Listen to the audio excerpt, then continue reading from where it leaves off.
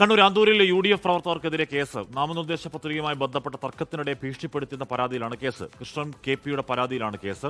മുഹമ്മദ് റഹീസ് വിവരങ്ങൾ വച്ചിരുന്നു. റഹീസ്, എതിരില്ലാത്ത LDF സ്ഥാനാർത്ഥികളുള്ള സ്ഥലമാണ് ആന്തൂര്.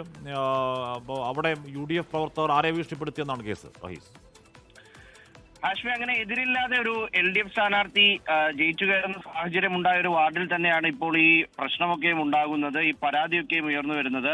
അതായത് ആന്തൂരിലെ ഈ 1-ാം വാർഡിൽ ഷമീമ KP ആണ് UDFനായി പത്രിക നൽകിയിരുന്നത്. ഈ പത്രികയിൽ കൃഷ്ണൻ KPയുടെ ഒപ്പിട്ടിട്ടുണ്ടായിരുന്നു എന്നുള്ള ഒരു അവരായിരുന്നു പിന്താങ്ങി ഒപ്പിട്ടിരുന്നത്. പക്ഷേ എന്നാൽ ഈ നാമനിർദ്ദേശ പത്രികയുടെ സൂക്ഷ്മ പരിശോധനയ്ക്കിടയിൽ ഈ കൃഷ്ണൻ KP എത്തി താനല്ല ഈ പത്രികയിൽ ഒപ്പിട്ടത് എന്ന് വരണാധികാരി അറിയിച്ചു. അതിന് പിന്നാലെ പത്രിക തള്ളി LDF എതിരില്ലാതെ തെരഞ്ഞെടുക്കപ്പെടുന്ന സാഹചര്യമുണ്ടായി. അതിന് പിന്നാലെ UDF പ്രവർത്തകർ എത്തി തന്നെ ഭീഷണിപ്പെടുത്തി എന്നാണ് കൃഷ്ണൻ KP പരാതി നൽകിയിരിക്കുന്നത്. അത് സ്ഥാനാർത്ഥിയായിട്ടുള്ള ഷമീമയും ഒപ്പം തന്നെ 5 UDF പ്രവർത്തകർക്കുമെതിരെയാണ് കേസ് വന്നിരിക്കുന്നത്. നേരത്തെ അദ്ദേഹം ഇതൊരു ആരോപണമായി ഉന്നയിച്ചു.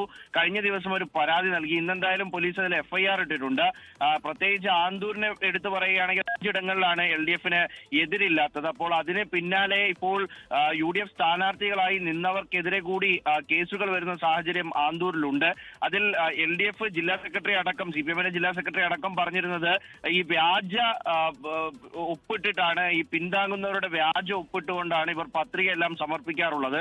അപ്പോൾ അതിനെതിരെ അവരെ കൊണ്ട് നിയമ നടപടിക്ക് ഒരുങ്ങും എന്നുള്ളത് വ്യക്തമായിരുന്നു. അപ്പോൾ അതിന് പിന്നാലെയാണ് ഭീഷണിപ്പെടുത്തി എന്ന പേരിൽ, വഴിയിൽ തടഞ്ഞു നിർത്തി അസഭ്യം പറഞ്ഞു ശേഷം ഭീഷണിപ്പെടുത്തി എന്ന പേരിൽ കൃഷ്ണൻ KP ഇപ്പോൾ ഒരു പരാതി നൽകിയിരിക്കുന്നത്.